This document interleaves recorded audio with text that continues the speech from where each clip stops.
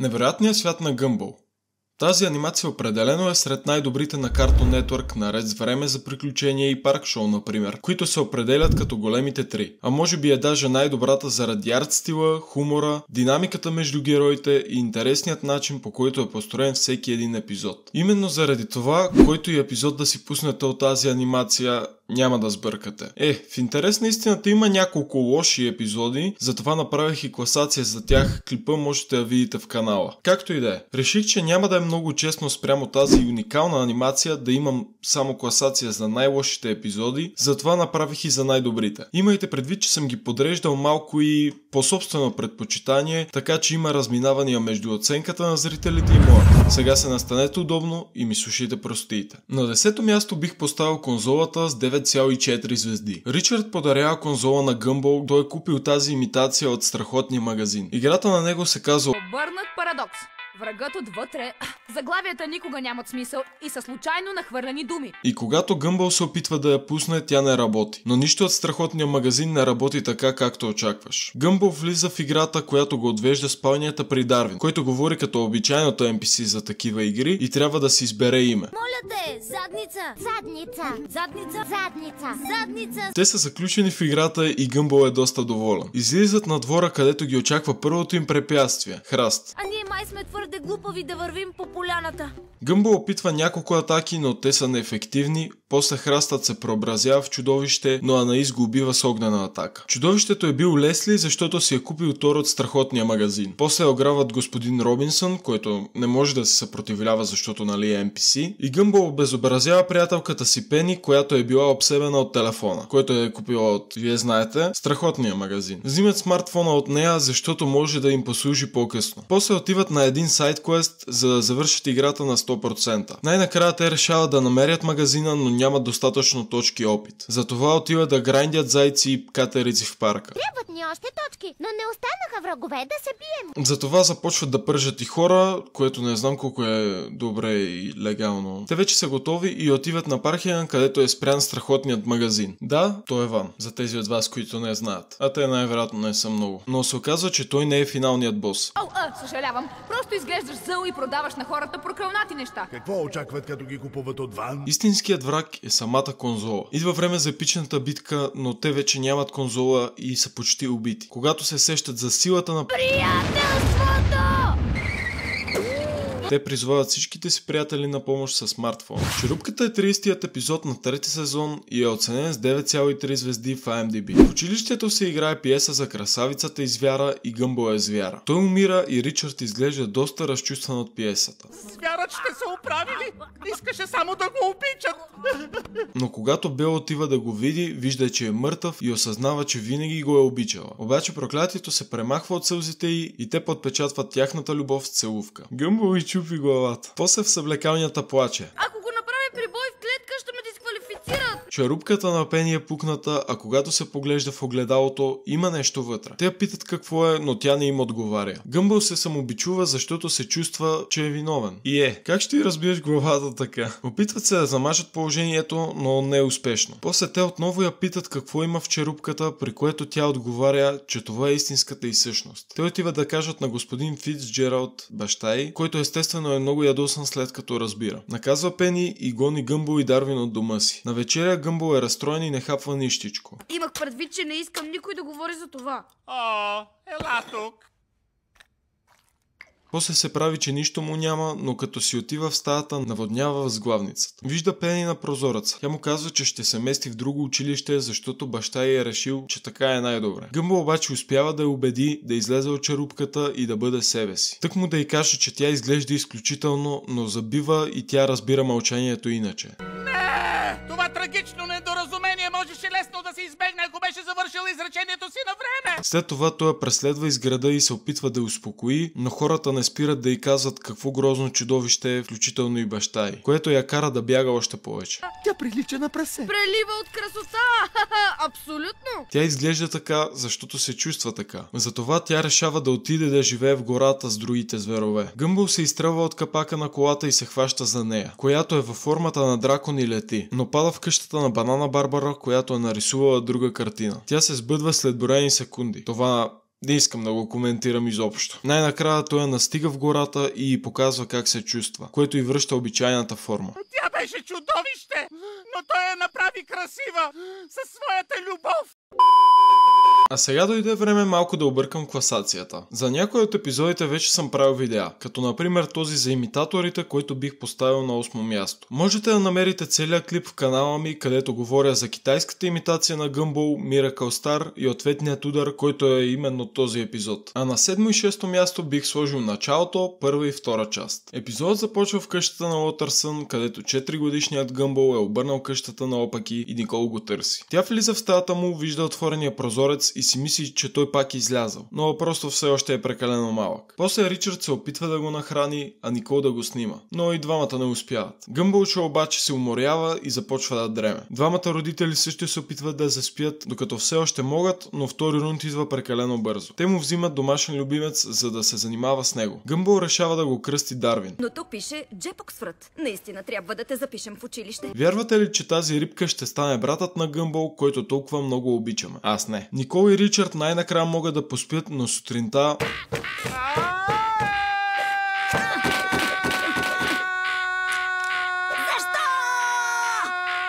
Гъмбъл им е направил закуска и им показва как изглежда Дарвин, при което Ричард се изнизва от стаята, пуска Дарвин в тоалетната и взима нова златна рибка. Гъмбъл не може да я различи. Той по-скоро е учуден защо баща му е ходил до магазина облечен така. След това гледаме монтаж как успяват да затрият една по една всички рибки и Ричард ходи да купува нова от магазина. При една от сцените виждаме Банана Боб и малкия Банана Джо на риболов, а в другата малкия Лесли. И така докато не остават повече златни рибки. Ами последните две скочиха от аквариума, щом ви видяха.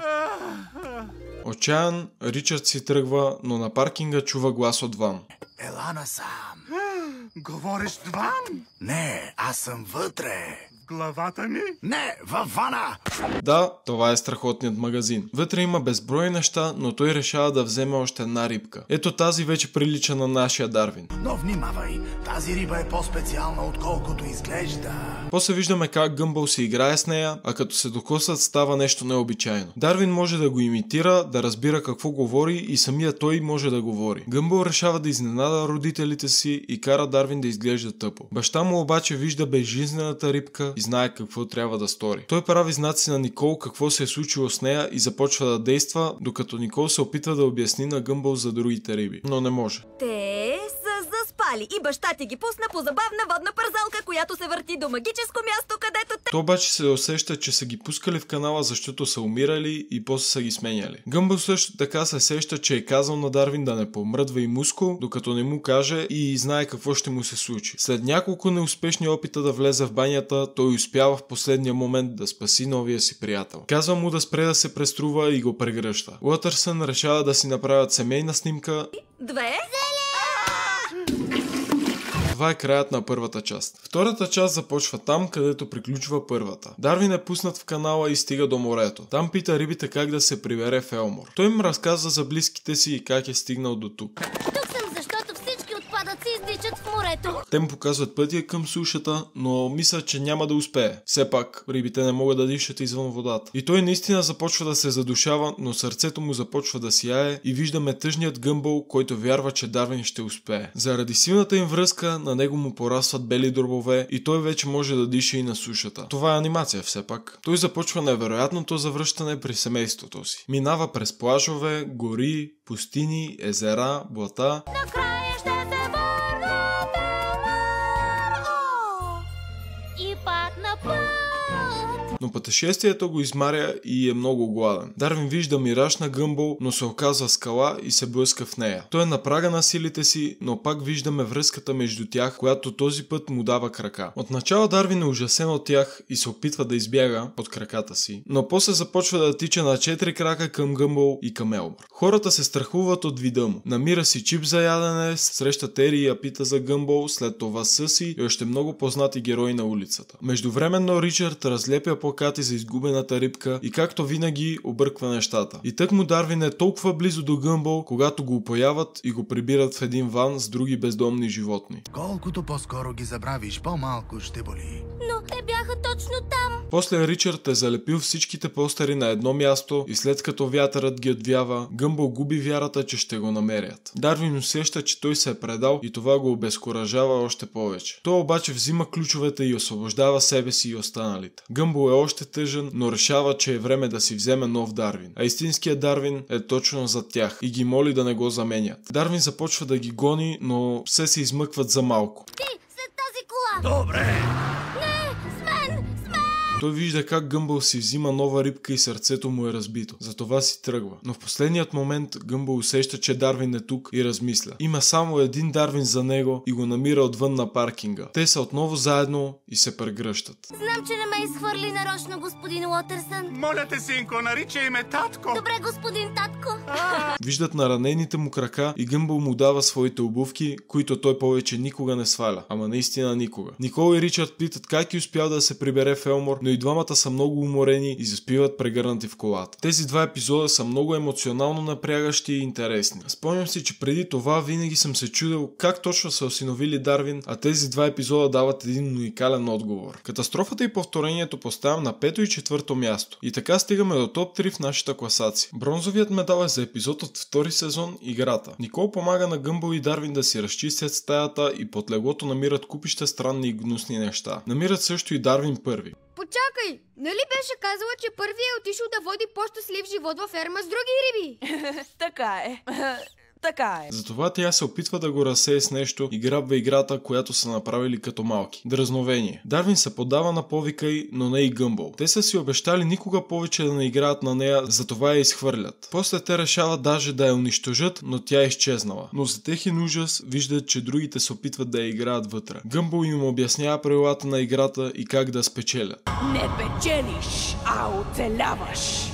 Правилата са: хвърляш зар, теглиш карта, изпълняваш, придвижваш се. Ако ли не, теглиш друга, изпълняваш, вече нямаш друг избор и се придвижваш на половина. А печелиш, като стъпиш на последния квадрат. Ричард е първи и тегли пранк с полицай. Мъчно ми е за човека, който ще прави това. Той съобщава за кражба и когато описва крадеца на полицая част по част, се променя и той с описанието. И какво е откраднал той? Целувка. Следващата е Никол и тя трябва да си направи телефонна шега. Тя поръчва пица за адреса на пицарията. И сега какво се очаква да правя? Дайте, ще ви покажа! От толкова работа главата ми се е размътила. Следващата е Анаис, която трябва да облече всичко в къщата. Тя пропуска и другата карта прави пода от лава. Вече и другите разбират колко страшна е ситуацията, в която се намират. Лявата ръка на Дарвин и Ричард правят едно и също. Гъмбъл трябва да пее всичко. Компулсивно пеещо неразположение. Мога да изпея всичко. А за Ричард е най-хубавото дразновение – ядене. Никол получава това гнусно нещо на главата и всичките неща си остават до края на играта. Те решават да не играят повече и да я живеят с нещата, но това няма как да стане. Нивата на океаните ще се покачат и ще доведе до ужасни трагедии. Затова се опитват да я довършат преди тя да ги е довършила. Този ми беше най-любимия епизод като дете, изцяло заради идеята да имам такава игра и да играя с моите приятели. Но след това излезе епизодът, който е номер 1 в тази класация. Обърната русалка! Нищо не стана. Ами, аз съм горе-долу това. Глава на риба, крака... Почетното второ място заема работата от втори сезон. Този епизод започва с Никол, която се събужда на моравата след ужасен сън. О, сънувах странен сън. Бях на моравата пред къщата и баща ви работеше като доставчик на пица. Само че не е било сън, а реалността. Ричард си е намерил работа. Никол е горда от него, но същевременно и ужасена. И заръчва на Гъмбъл и Дарвин да го следят. Ричард разказва как яде безплатна пица на работа. Стъпка 1. Вземете парче от центъра на пицата. Стъпка 2. Изяжте парчето пица. Стъпка 3. Съединете оставащите половинки от пицата. Но като потегля и спуска чанта с пици и Гъмбъл и Дарвин трябва да ходят да ги раздадат. Вашият баща има работа. Нещо изобщо не е наред, нали? Те първо отиват при семейство Пеперони, като тръгват да дават обаче я изпускат и трябва да им дадат друга. Те обаче са им дали вегетарианската.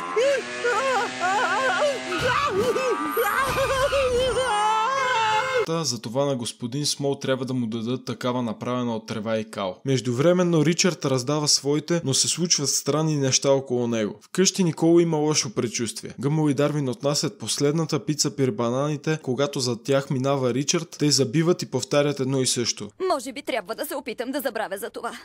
Странни събития се случват в цял Елмор. Те виждат странните явления из цял Елмор и баща им на всяко от местата. Ето, казах ви! Това е само заради баща ви! Някои неща не са нормални! Кучетата не обичат котките, мъжете не носят конски опашки, баща ви не бива да работи! Той разрушава вселената, затова те отиват да го спрат. Никол моли Лари да го уволни, но той й казва: Чуй, съжалявам, но да разрушиш вселената не се наказва с уволнение! Те трябва да му попречат да достави последната пица. Само тогава той може да го уволни. Откъдето и да е преминал, Ричард царува хаос. Не работят законите на физиката, пространството се унищожава, времето се изкривява. Уотърсън засядат във времеви капан, където всичко се повтаря.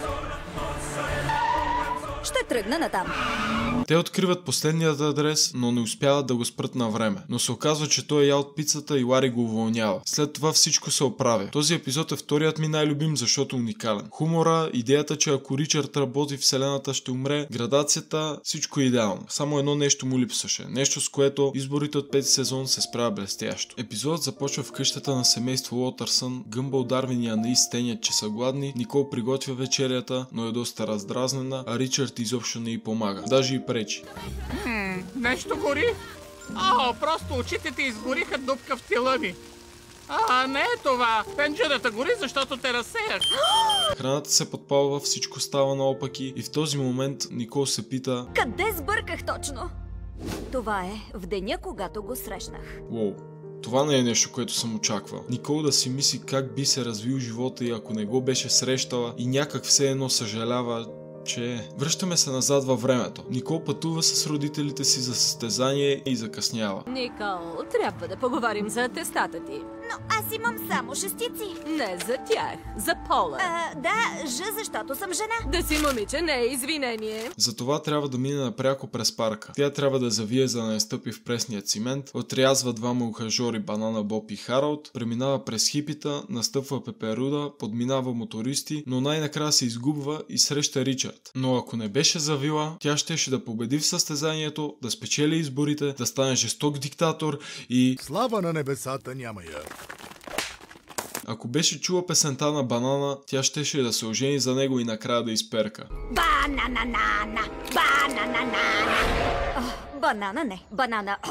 По-добре не. Ами Харалд, неговия подход е да хейти момичета, докато не загубят самочувствието си и излязат с него. Прекалено интелигентна си за този трик, вашите не те обичат. Тя се жени за него, тунингова се и накрая му пали къщата. Ако беше спряла при хипитата, щеше да умре. Мислила ли си да използваш силата на прегръдката като алтернатива на медицината? Защото болести. Ако не беше настъпила Пеперудата, пак смърт, но този път от задавяне. При мотористите отново смърт, защото карат без каски. Трябва да пише на кмета колко опасен е този парк. Най-накрая пак стига при Ричард и разбира, че е нямало друг начин. Те веднага си допадат. После гледаме монтаж как е преминал живота им. Първата им среща, изнасянето им, сватбата, раждането на Гъмбъл, купуването на къщата, растението на сина им, осиновяването на Дарвин и раждането на Анаис. Никол разбира, че не би променила нищо. Този епизод си имаше всичко. История, забавни моменти, сърцераздирателни такива, невероятно послание и щастлив край. Това със сигурност е най-добре написаният епизод на Гъмбъл някога. Това беше всичко за тази класация. Много е вероятно вашият любим епизод да не е в нея, защото в крайна сметка това си е субективно, а и повечето от епизодите имат разлика с не повече от 1/10. Така че ще се радвам да разбера кое е вашият любим епизод в коментарите. Надявам се видеото ми за най-добрите епизоди на невероятния свят на Гъмбъл да ви е харесал. Както винаги, благодаря, че ми слушахте простиите. Аз бях вашият любим мерзавец. Чао!